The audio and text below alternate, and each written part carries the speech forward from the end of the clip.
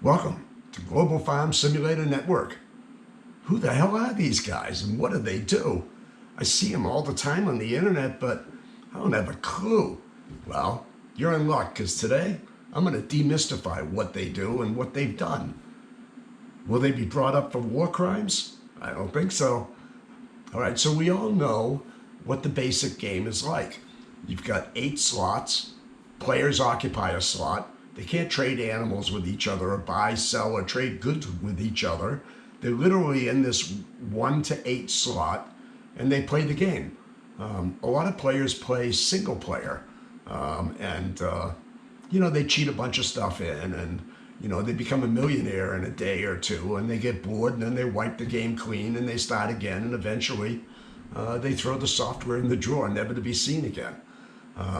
It's a tough road to hoe, and you get bored quite easily. Global Farm Simulator Network had a different thought about all of that. And I'm going to try and explain it to you so that you understand today. Global Farm Simulator Network is a hybrid of the base game. Basically what they've done is they've built an external website and they've connected it to the game. And they've changed the way that the basic game is run and done.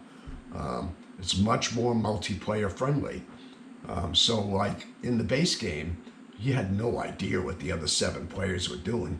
You could just see how much money they had. You had no idea if they were cheating or growing a million eggs, or all you could do is look around the map and see. But don't bother trying to trade products with them, sell them farm goods that they might need, sell them TMR for their animals, because it just ain't going to happen. The base game doesn't allow it. Going away on vacation, want someone else to take care of your animals? Well, good luck with that. It's going to be a real challenge. You want to buy and sell animals to another player? Oh boy, you're in for a rude awakening. So basically, what's gone on here is, the base game has been there all along. It's the way players have been playing for 15, 20 years. And along comes this group called Gfsn, Global Farm Simulator Network. These guys had a brainstorm. They're like, hey, we like multiplayer a lot. Let's get 6 or 7 high-end servers running cool maps, and we'll host them all, and we'll put them up, and we'll dynamically connect the data to a website.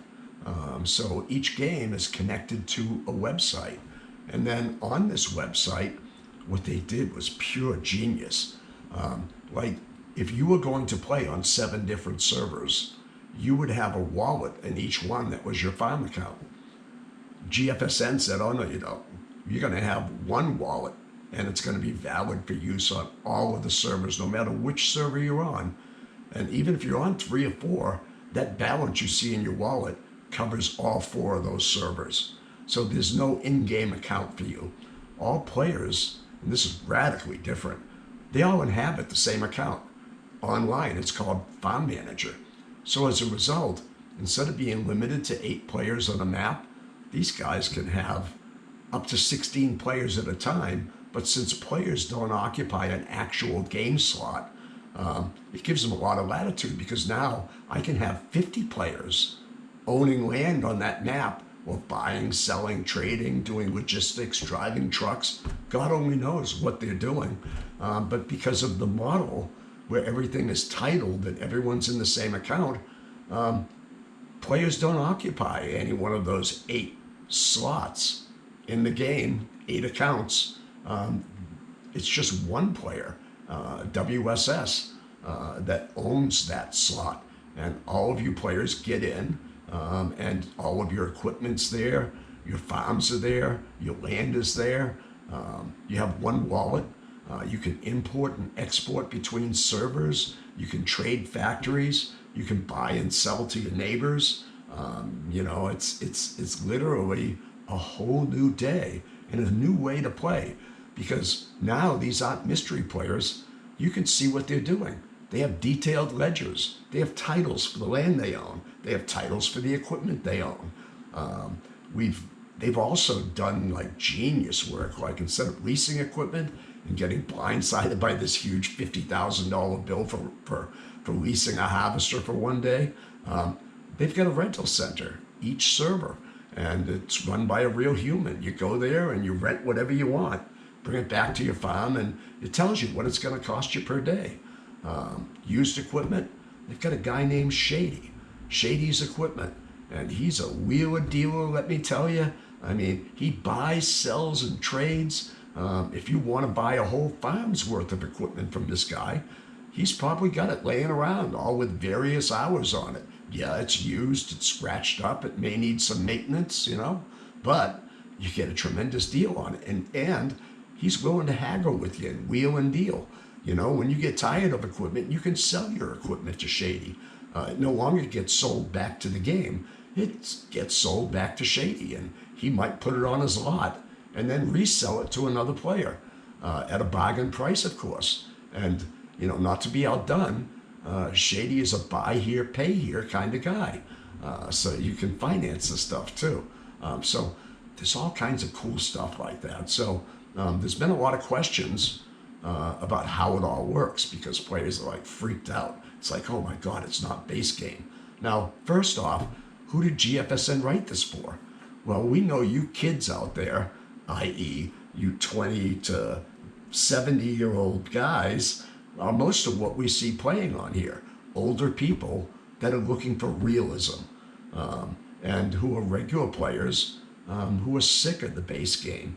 It's kind of like there's no challenge in it for them and they want more interactivity with other players. That's who Gfsn wrote this for.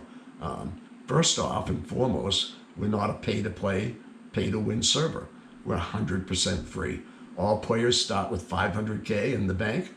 They start with 300 slots. You're like, what the hell are slots? Green, well, I'll tell you in a bit if you hang in there. And they start with 200 acres. So money has no bearing on it. If people choose to donate, well, we appreciate that because we run our own servers in-house. Fiber connection, they're high-end servers, they're all SSD drives, they're all 16 players. And you go anywhere on the web and it's hard to find someone running a 16-player server. They're expensive. They're $50, $60 a month each to rent them. And it's a virtualized slot and it ends up resetting a lot and a lot of data is lost. That crap doesn't happen with us, Jack. We own all of our own servers. They're high-end. We don't lose data. It's not a virtual slot. It gets smaller and smaller. You got the whole machine to yourself. And we've got like 8 servers, 6 of them actually active right now and some new maps coming online. And each one can host 16 players at a time.